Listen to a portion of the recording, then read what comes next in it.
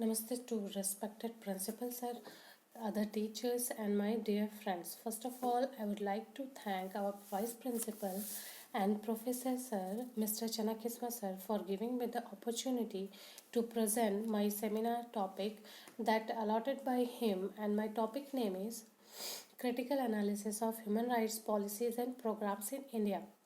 So here I am Ankita Jaiswal, B.Ed 4th SEM from B.Ed College of Education, and my registration number is 18E2D14005 to represent the topic Critical Analysis of Human Rights Policies and Programs in India in front of you. So let us begin. Now, before going to understand the human rights policies and programs, first we need to know something about the human rights and its objectives. So let us move the next slide. Next slide is having content. In content, we will see about the meaning of human rights, its definition, its objective, and which institution protects our human rights, and what are the human rights in Indian Constitution, and human rights policies and programs which are launched by Government of India, and its critical analysis and the conclusion. So next, let us begin the meaning of human rights. The meaning of human rights: human being are born equal in dignity and rights. Human rights refers to the concept of human beings as having universal natural rights or status, regardless of legal jurisdiction or other localizing, such as ethnicity, nationality, and sex. Human rights are the basic rights and freedoms that belongs to every person in the world from birth until death. That means from womb to tomb. Human rights observed every year on 10th of December. So let us see the theme in 2019. The theme was in 2019 is youth is standing up for its human rights. So now let us go on next slide, which is definition of human rights. Here you can see two definitions. First one is humanity will not enjoy security without development. It will not enjoy development without security, and it will not enjoy either without respect for the human rights, which is given by the Kofi A. Annan, who is the former UN Secretary General. And the second definition is human rights are generally defined as those rights which are inherent in our nature and without which we cannot live as human beings, which is given by the United Nations. Let us move on the objective of the human rights policies and programs: to strengthen respect for human rights and fundamental freedoms. Second one is to value human dignity and develop individual self-respect and respect for others. Third one, to develop attitudes and behaviors that will lead to respect for the rights of others. Fourth one, to promote respect, understanding, and appreciation of diversity. Fifth one, to further the activities of international understanding, tolerance, and non-violence. Let us move on next slide, which is institution which protects the human rights. There are mainly three agencies in India who protects the human rights. First one is National Human Rights Commission. Next, State Human Rights Commission. Third one, NGOs related to NHRC. So let us know about the NHRC. NHRC of India is a statutory public body constituted on 12th of October 1993 under the Protection of Human Rights Ordinance of 28th September 1993. Who all are the member of NHRC? There are three members. First one is a chairperson who has been a Chief Justice of India or a judge of the Supreme Court. The second member will be a judge of Supreme Court of India, and the third member should be Chief Justice of a High Court. Three members, out of which at least one shall be a woman, to be appointed from the amongst persons having knowledge of or practical experience in matters relating to human rights. Let us move on next slide, which says about the SHRC. The Protection of HSRC Act of 1993 provides for the creation of SHRC at the state level. Let us see what are the members of SHRC. First one is chairperson, who should be retired Chief Justice of a High Court, and the second person should be retired judge of a High Court or a district judge in the state with a minimum of 7 years of experience as district judge. Third one, a person having practical experience or knowledge related to human rights. Let us move on next slide, which tells about the NGOs. NGOs for NHRC, globally the campaign of human rights have most often been citizens, not government officials. In particular, non-governmental organizations have played a primary role in focusing the international community on human rights issues. NGOs monitor the actions of government and pressure them to act according to the human rights principles, and it helps the victim by providing the assistance and advice. Let's move on next slide, which tells about the human rights in the Indian Constitution. Here in this slide you can see many human rights which is mentioned in the Indian Constitution, but many of them we are not at all using. What we are using is freedom of speech, mainly freedom of peaceful, freedom of movement, and protection of life, freedom of religion, right against arbitrary arrest, right to social security, right to work, right to equal pay, right to favorable remuneration, right to rest and leisure, and the main important right is right to education and right to proper social order. Let us move on next slide, which shows some data, and it is about the human rights policies and programs. 77% of Indians live on a consumption expenditure of less than INR, Indian National Rupees 20, around US dollar 0.4 in a day. And the next 0.8% was the decline in poverty line during 2007 to 2011, whereas the average growth rate was 8.2%. And the next 134 out of 187 countries in India's rank on the United Nations Human Development Index. Let us move on next slide, which will show the schemes under the right to food, because from this slide we are going to see what all schemes and programs launched by Government of India under which human rights. So in this slide we will see a scheme under right to food. In this slide, Government of India have launched 3 schemes. First one is Child Development Scheme. It is Integrated Child Development Scheme, which is launched on 2nd October 1975 for children childhood care and development. It aims at providing preschool education and breaking the vicious circle of malnutrition. But in my view, if you will see the malnutrition in the country, it is very high. If you will go in the slum area, then you will get the clear picture about the scheme. And the next scheme is midday meal scheme. Midday meal scheme launched in 1995 that ensures the average children should get the lunch at the school, and nowadays they are giving the milk also at the school, and the food who have much nutrition and full of proteins and energy.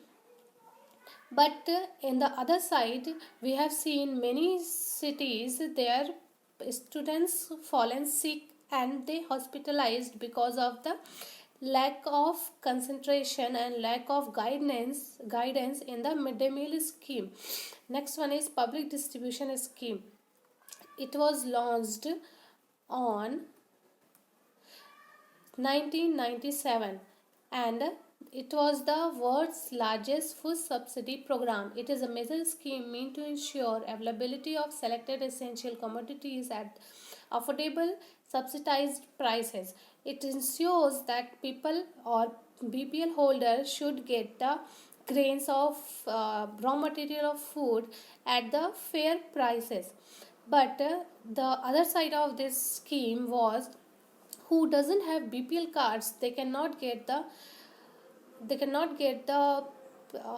grains at the low price. So what they should do, so they have to face the problems or challenges. So that should be corrected through by the government of India, and everyone should get the BPL cards who are coming in below poverty line. And sometimes people who fallen sick and cannot move from the house, and nobody is there in the house who can go and get this distribution of grain. So what they should do, so that is also lack of guidelines. Next, let us move on next slide, which is here some data is given. According to this data, you can see the sectoral allocation within union budget. So in which sector whatever budgets have been allotted by the government of India. In health department, if you will see, for health sector they have appointed for 1.3 million rupee, and the protection 1.3, education 3.6, development 1.3. So here in this slide we have seen the budget of 2012 to 13, financial year of 2012 to 13. Now let us move on next slide, which is showing the schemes under right to education. Here you can see two schemes under right to education, which is very essential for our children who are the future of the nation. Children in our country, we chase the youth or children, the future of our nation. In first scheme, Sarv Shiksha Abhiyan, which is launched in 2001 to 2002. It was launched in the partnership with the state government and local self-governments. The government's flagship program aimed at universal primary and elementary education. But here on the other side, when enough students were enrolled in the school, and their government needs many teachers, and in that situation they have appointed many untrained teachers who are not able to teach properly. Even we have seen many videos on Facebook or social medias where teachers doesn't know about the spelling of apple also.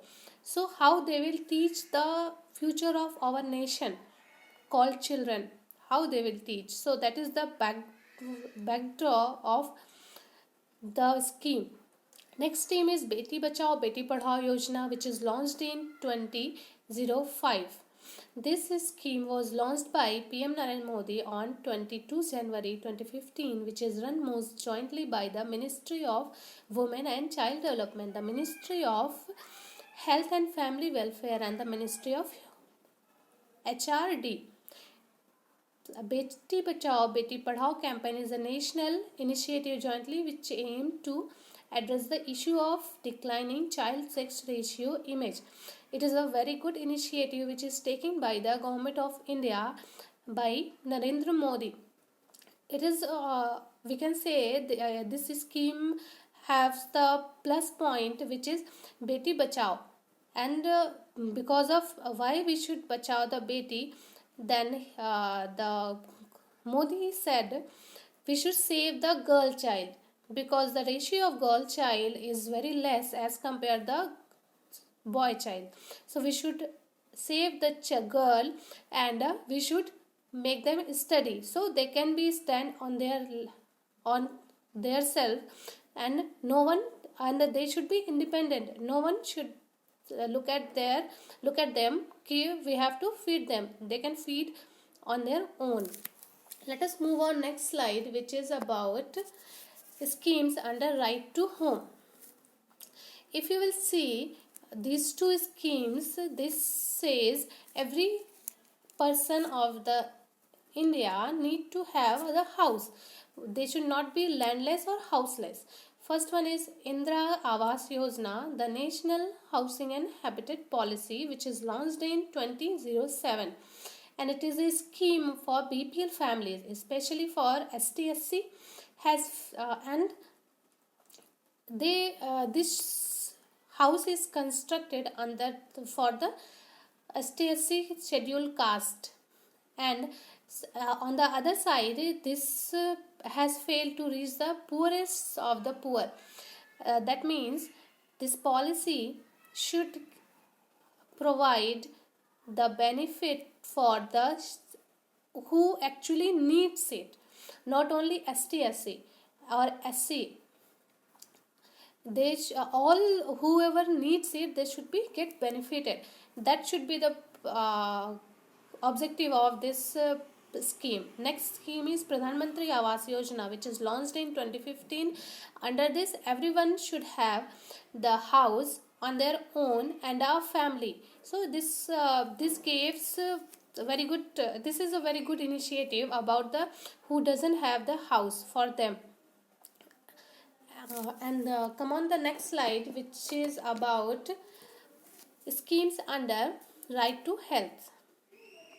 In this scheme, we can see the Janni Shishu Suraksha Kalya Karyakram, which is launched in 2011. This scheme plays to provide all women who deliver in government hospitals with free medical care, diagnostic services, blood supplies, medicines, food and travel. Under this heavily subsidized system, all delivery services including normal delivery and C-section surgeries will be totally free for all women. But in some cases we have seen who have not registered for them or their pregnancy, especially women who doesn't have the guardian at the home. They face the lack of registration under this scheme. So there is the minus point of the scheme. Who have not registered under this scheme, they cannot take they cannot be benefited from this scheme. So this is the very minus point. So this should be corrected from the government of India, and all need persons should be get benefited from this scheme, because who genuinely needs this scheme, they should get benefited, not any other people because of the corruption or who have linked with the politicians. They should not get benefited. Only genuine people should get benefited. Here we can see some cases. First one is Lakshmi Mandal versus Deen Dayal Harinagar Hospital, and the second one is Lakshmi. And what about Lakshmi Mandal? Lakshmi Mandal is failed to register under this scheme, so she have not got admitted in the hospital, and all staffs were seeing her, and she delivered her baby on the busy street, and after delivering her baby, she died, and after 4 days she was on the road and nobody look after her, and what is the condition of her health, and her baby girl was on the street itself. So now let us move on the next slide, which is now I would like to conclude the topic, which is about the conclusion of the topic. There is a season for serious concern about extrajudicial execution. The National Human Rights Commission has no occasion said extrajudicial executions have become virtually a part of state policy, and speak about their experiences. There is strong need for victims to speak about their experiences. A large number of them, almost 200 victims who made representations to us, emphasized the need to know the truth and the clear names of their loved ones who had been killed in faked encounters. Many people are excluded from the PDS public distribution system and other food security schemes because they do not have a BPL card. So, and the PDS ration are insufficient to guarantee food security. Anganwadi services are very poor. Manrega wages are not paid on time, and so this all should be corrected. And here I conclude the topic. Thanks for watching.